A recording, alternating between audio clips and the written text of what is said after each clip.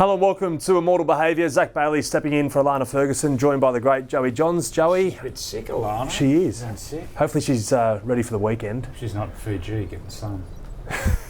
Where I was supposed to go, but they stopped me. Anyway. Oh, jeez. It's because it's round 25. We're heating up for the finals. Yeah. Big weekend for two men, two of the stalwarts of the game. Ben Hunt, Daly Cherry-Evans, both playing game 350. I heard Ben Hunt say that he got me by a neck because DCE plays it a day before. The fifth and sixth players ever to do it. When we look back at their careers, who's had the better career? I think DCE, because he's won a comp. He's probably played more Origin at number 7. Ben Hunt's played here, there and everywhere. Ben Hunt was probably hamstrung because he went to St George Illawarra. I think if he stayed in Brisbane, there would have been more chance of winning a premiership. Obviously got rolled by the Cowboys. Was that 15? 2015? Yep. But yeah, if I had to name the player, I'd say DCE's had a better career. So if Ben Hunt wins a premiership this year or next, equal? Yeah, pretty much. Yeah. It'd be hard for Ben Hunt to live through. I know it's 10 years on, but Brisbane had that grand final in the bag. Yeah. And then a certain Jonathan Thurston said, hold my beer. Yeah. Poor bugger. He didn't deserve that. What about both players? Because as you said, like Ben Hunt was the king in Brisbane for a while there, didn't get the job done, went $1 million man to the Dragons. He's been heavily criticised as a skipper along his journey. Daly Cherry-Evans the same. How hard do you think that would have been for both players to deal with along their career? Because there's been ups and downs. But well, it depends if they're on social media, which they all say, no, I'm not on social media, but they are. And if you're on there, don't read the comments, but they all do. But it's just totally different landscape now with social media. It's all right to hear hearsay of people saying, oh yeah, he's overpaid, or whatever they want to say about Daly or Benny Hunt. I think at Benny Hunt, the money they played at St George Illawarra was a bargain for what he produced there. Some of the games, there was an Anzac Day game against the Chooks where he just owned it, lit the game up. I wouldn't know what year. He got man of the match. Got a couple of man of matches in those games, I think. It'd be difficult, really difficult, because you're walking down the street, no one says it to your face. But when they're on, what are they called? Online. Warrior trolls. It's not nice. It's not nice. It's funny, like Daly Cherry-Evans, obviously. You know what, Daly gets treated like people think he's a pariah there at Manly. I helped him. I coached when him and Kieran first started. 08, maybe 09 there. He wouldn't have been a nicer bloke. And I actually heard him talking about people come up and talk to him in the pub and they go, oh, you're not a dick. And I find that. He's the most respected guy. But I think he's portrayed as a bit of a politician, that he speaks a different way. But in my dealings, it's a cracking bloke. Yeah, he said at his press conference yesterday, he goes, I don't care really the perception, I don't mind being a man of mystery, but he's known and he's learned throughout his career that the media is a vehicle to the fans, so he gives more away these days, but he doesn't give everything away. Yeah, he sometimes does come across as a bit of a dick when you see him, and you think just the way he talks, whether he's a little bit politician sitting on the fence, but as I said, I've always found him a really good fella. He said it's purely to protect himself, and given what he went through early in his career, you can kind of see that, right? Like he got sort of hammered by the older players for whatever reason. Didn't want to take a pay cut to keep the team together, and that's a decade ago. Yeah, that sort of stuff, it can tarnish you. What about now this weekend? He leads Manly out at Brookie Oval, 4 Pines Park against the Dolphins. What kind of reception do you think he'll get, given he announced earlier this year he's leaving? A lot of people think that's contributed to where Manly are at. I think also, the backflip. He became public enemy number 1 in Queensland when he backflipped on the Titans. I remember him coming on Origin, they were booing him, which for them up north, that's saying something. I think the back page was like Filthy Cockroach, and he was in a Blues jersey on the Gold Coast Bulletin. Like betrayal. The reception this weekend. I hope he gets a really good reception because he's delivered so much for that club. He's won premierships, and there's times there when the club was really struggling. I think he's held that together. So I hope he gets a really good reception. I think it'll be probably 90-10, 90% positive and 10% narcs booing him. Anyway, we'll see. Let's hope the cheering outweighs the outweighs boy originally. Yeah. He's from Redcliffe, so surely the 20 fans who come down from Redcliffe might cheer him. As for DCE, obviously all year the talk's been that it's basically a handshake deal apart from the signature to the Roosters. In the last couple of weeks, due to his form, people have said, well, whether DCE wants to play on, you think he will play on? Yeah, I think he will for sure. Look, I don't want to talk about money, but it'd be astronomical dollars. It's not going to do that if he retires and becomes a Garbo. Imagine DCE. I don't think he will become a Garbo. I don't know what his plans are, whether he goes into coaching or wants to go into media. I don't know what his motivation is there. But going to the Roosters, that they have such a powerful board, an influential board in all sorts of things in Sydney, which would help him for life after footy. But no, he'll be playing next year. I totally get both sides of it. The Roosters, when they agreed, or whenever they agreed, they would look like they're going to come last. Remember the start of the year? Last trial, Newcastle put 50 on them. Round 1, Broncos put 50 on them, and then they've I think they were 0-4 to start. Yeah, something like that. So you can understand why they were sort of worried about it. Sam Walker had doubts over his ACL. There was talk that he wouldn't even play this year.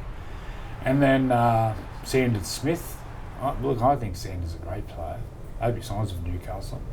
And then obviously the emergence of Hugo Savala, who combines really well. Him and Sam Walker are really good together. So, look, DCE will start next year at number 6, and Sam will have the keys to the team.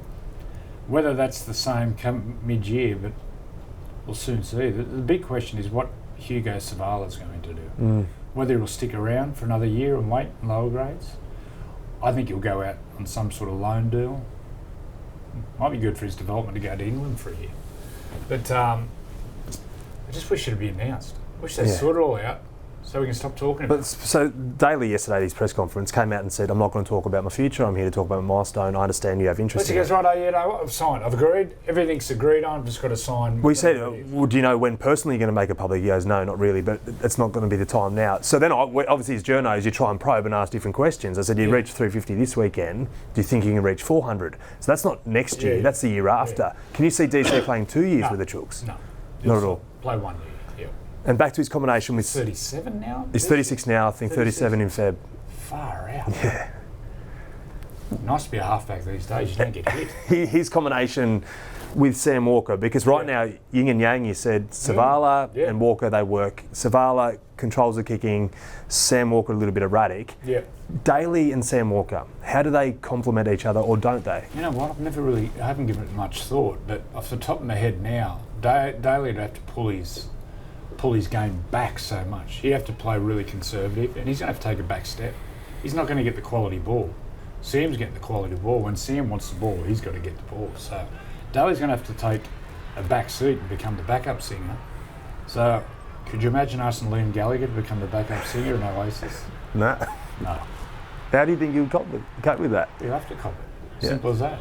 You have to put your ego aside and do. And look, Daly's team first sort of mentality, so he'll get it sorted. You also said there that they'll start round 1 if they're both fit, 7 and 6. Yep. Later in the year might not be the case. Yeah. So is that suggesting that Daly... Oh no, with injuries or if for whatever reason it doesn't work, then Daly could play that 14 position. But then where does that put Connor Watson? He's the best 14 in the competition.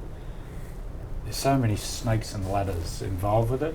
But round 1 next year, I think Daly will have the number 6, and I wish him well. Back to the here and now, the Eels, Jason Ryles, the rebuild. He's made no excuses for saying, look, I'm focused on next year. He's made big calls dropping Dylan Brown.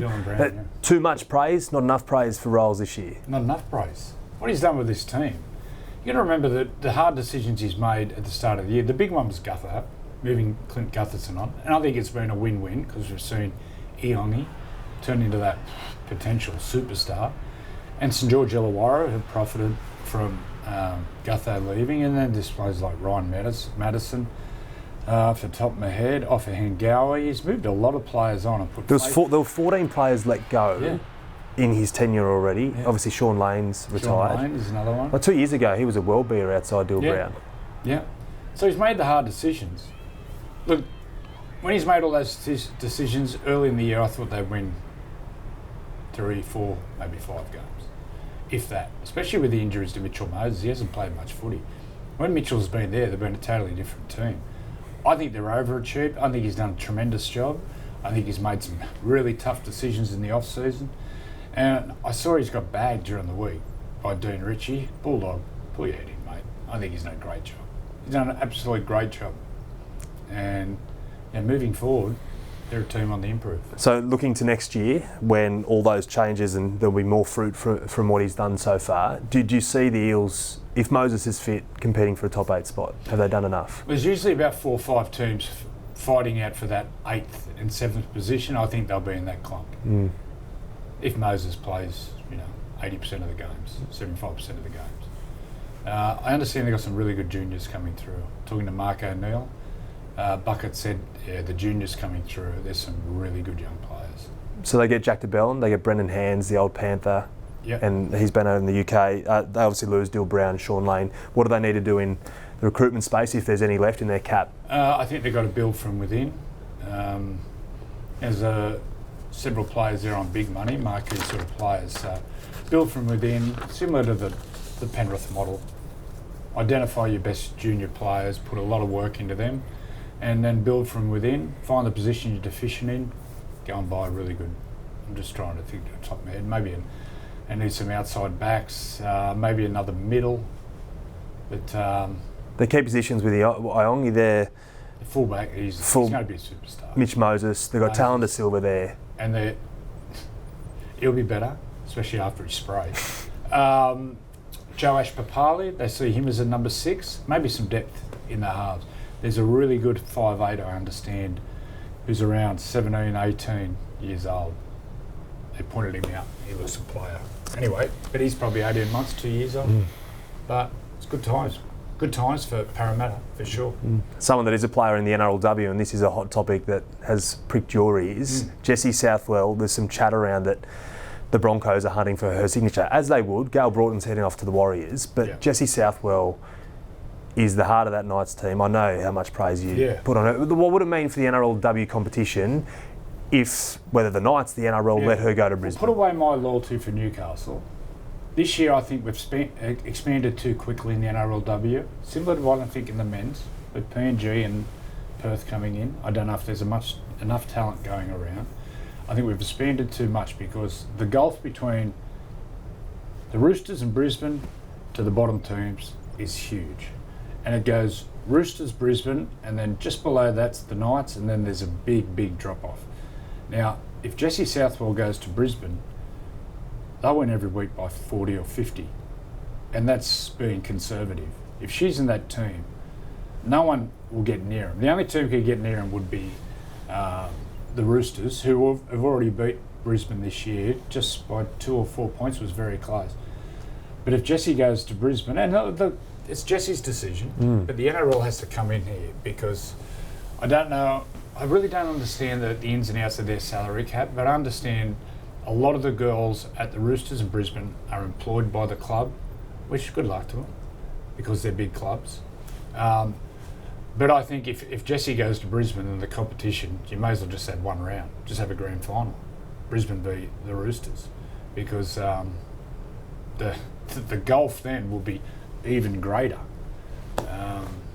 It's an interesting one. I just hope she doesn't go. Take away my loyalty to Newcastle and what it means, and Jess being a local girl playing in the number 7, but for the good of the competition, somehow this cannot happen because they'll be unbeatable. Absolutely unbeatable with her there. Clearly this is like the most important signature in the NRLW history in terms of the ripple effect it could have through the comp. Well, you forget Jess is only 2021. She's got another 15 years. And this year especially, she's taken a game again to another level. The kicking game is just miles in front of the next kicker. And that's an area the NRLW will improve over time, is the general blade kicking. Her kicking game is just so much better than everyone else. So put that in to Brisbane with their strong forward back, with Tamika at the back, Hufanga out wide, Julia Robinson. No one's going to get near her. No one will get... The Roosters mightn't get within 20 points. Every week they're going to be winning by 40, 50 points, which should be sad because we're seeing really good young... the Origin, under 19 Origin standard goes up every year, but some of those players are 2 years off, 3 years off.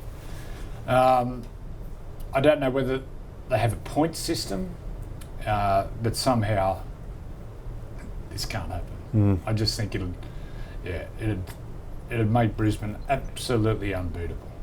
I believe she's got an option in her favour for 26-27 with the Knights, and Peter Parr has said that they haven't heard anything from her agent about being unhappy or feedback. Braith, something. Oh, mate, something. Well, I had a look. The points differential for the Roosters this year after 7 games is plus 124. For the Broncos, it's plus 148. The closest to that is Newcastle on plus 72. So less than half. So it just goes to show the dominance. The Roosters are unbeaten, 7-0.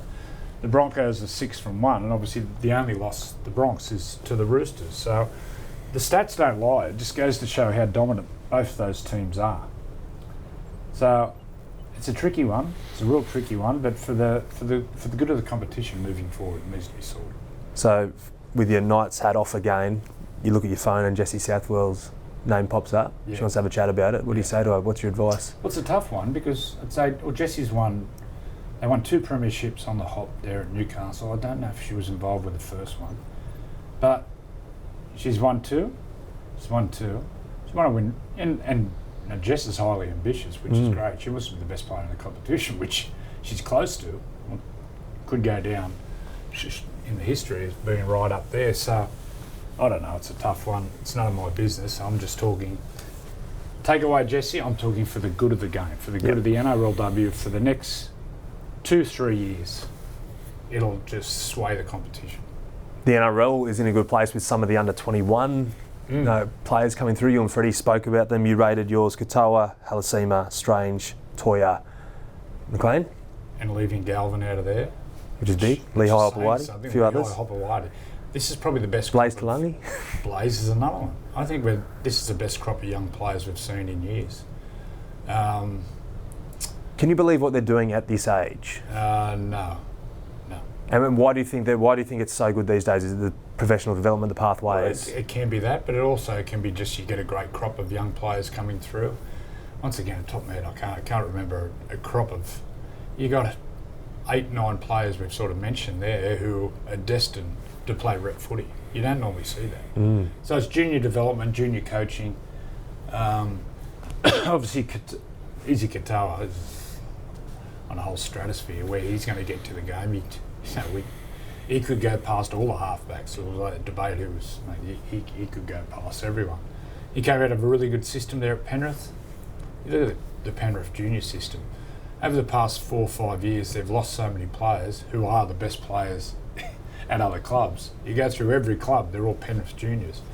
And they're still producing these players like the McLean brothers and all these young guys coming through. Their junior system, the junior coaching and the junior pathways is just miles ahead of any other club. So it's a great crop, really good crop of young players coming through, and I can't wait to watch them for the next 10, 15 years. You've watched so many players come through the ranks and halves, and they've been heavily criticised. Someone like Katoa, I know you rave about him, but what do you see in him that makes you think he could be the best? Everything. There's no weaknesses. He's 21, there's no weaknesses. He's a bigger body, he defends, he whacks them. Haven't seen too much of his kicking game, but his kicking game, what I've seen, is solid. His running game is more of a run threat. His ball playing is the best in the competition. The best I can say about Izzy is the way he plays his block shapes. Nathan plays like him now. So you've got an absolute champion of the game. Will go down as an all-time great. Nathan now is copying the way this young 21-year-old ball plays. He's an amazing player. Absolutely amazing player.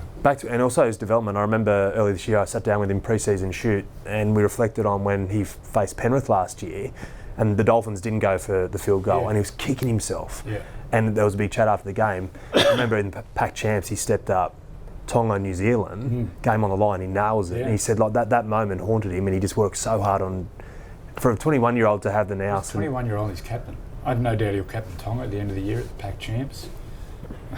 Where he's going to get to. Look, halves don't hit their peak till their late 20s, 26, 27, 28. I'll use the example. Go and watch Jonathan Thurston at 2021 and how he played to how he finished his career. It is unrecognisable from when he was 2021. Isaiya Katoa was playing here at 21 with all the great halves. Put them all in there. He's just below him at 21. When he gets to 26, 27, 28, far out. Scary. Terrifying. I mean, he'd love to live in Newcastle. Far out.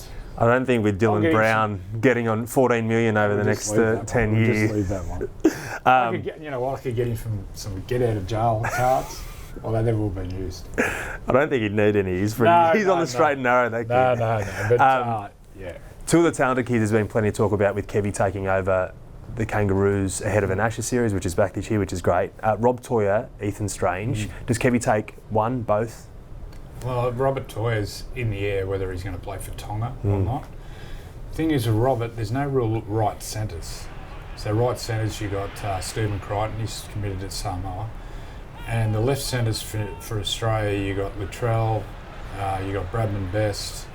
I'm trying to think anyone else, Billy Smith was, but he's committed to England. Kevy's trying to convince Katoni Staggs. Katoni's a big one. If they get Katoni, then it's him and Robert Toyer as a right centre. I don't think Ethan Strange will be this year because I think Connor Watson will go away as that jersey 14, even Tom Dearden. Because in the halves, you look, we've got Nathan, you got Munster, you got Moses, then you got Dearden. So there's 4. They're only taking 23 players away. So that 14, I think Tommy Dearden might play 14. He's also the incumbent best player from the Pac Champs last year. I know Munster and Nathan weren't there. Best player in the Origin. And he always performs on a big stage. If they're all fit, Nathan, Munster and Moses, they're the 3 fighting it out. And then Tommy's he's going to be there. He's going to play for 10 years there. Just got to wait his time. Round 25, some big games this weekend. Which game excites you most? I think the Friday night, the early game at Mudgee. The Raiders up against Penrith. We're going to see if the Raiders are a fair dinkum. If they're premiership material, they're coming off a bye. Penrith are coming off that Golden Point loss, so emotionally and physically they're going to be taxed from that. And then the late game, you've got the Storm against the Dogs. Are the Dogs, are they premiership material? Which I don't think so. But we'll see Friday night down there. Because you look at the win by the Storm over Penrith, there was no Jerome Hughes, there was no Pappenhausen, there was no Nelson. So it goes to show where they're at. And I think the other good game I'm looking forward to, actually the Storm and Dogs, you'll see that live and free on Channel 9. Sure will. And then the Sunday game, live and free at Leichhardt. He's good. I don't know where I'm going to park, by the way. I need a quick exit. Is the Tigers v the Cowboys. I think the Tigers are absolute morals. That'll make it 3 in a row they've won? Maybe? Yeah. Yeah. They beat the Dogs. Done that since 2005 when they won a comp. You just Cowboys last week beat Newcastle by 30 odd. There was 39 errors in that game. Cowboys were probably a 5 out of 10 and still put 30 on Newcastle, which is a worry. Where the Tigers have had some big scalps. They beat Manly. They beat Dogs. The Dogs. Yeah. They beat the Roosters too. Anyway. I think the Tigers are on the up and up. So there's a few games I'm looking forward to. You just said there, though, you don't see the Dogs being premiership contenders right now. Why? Well, come semi-finals and grand final, for instance, you have to go up a gear. You need to find another gear, which is the knock on Cronulla, whether they have another gear or whether they're one of those teams between 6th and 3rd. When they get to the big games, Munster's got another 2 gears. Harry Grant's got another gear or 2. Pappenhausen's got another gear. He's won a Clive Churchill medal. Jerome Hughes, if he gets back, he's got another one. For instance, if Brisbane get the top 4, you know what you're going to get off Ben Hunt. You know what you're going to get off Reece Walsh, these players. I don't see those players in the Bulldogs in the key positions. Connor Tracy, incredible, tough as they come. Has he got another gear? Galvin's the unknown. He's only a baby. Sexton's there. Burton. Probably think he's got another gear in him, but we haven't seen it. And Bailey Hayward and Reed Marnie. The questions, have they got another gear in them? And that's the question. I think there's a premiership in the next 2, 3, 4 years for the Dogs, just not this year. But we'll find out Friday night. We will. We'll see. When will we watch it? Live and free. We're down there shivering. On 9? Yeah. Can't wait. Thanks, Joey. Those little fingers. Hashtag Jesse. Jesse stay. Please. Stay, Jesse. Thank you, Joey. Cheers. Enjoy your footy this weekend. Round 25 coming your way.